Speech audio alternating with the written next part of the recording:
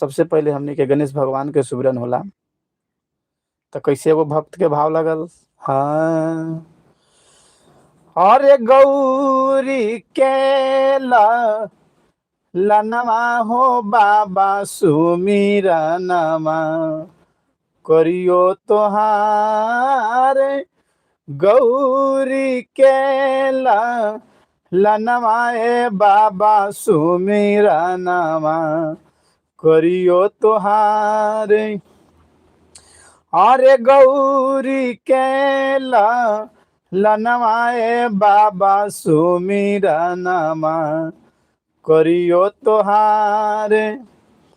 हथिया के सूढ़ पबल मनुष्य के तानावा हो, सब देवता से पहिले हो खेला तहरो पूजनवा हो। हथिया के सूढ़ पबल मनुष्य के तानावा हो, सब देवता से पहिले हो खेला तहरो पूजनवा हो। अरे रिधि सीधी के सजना के बाबा सुमिरनमा करिले तोहारे।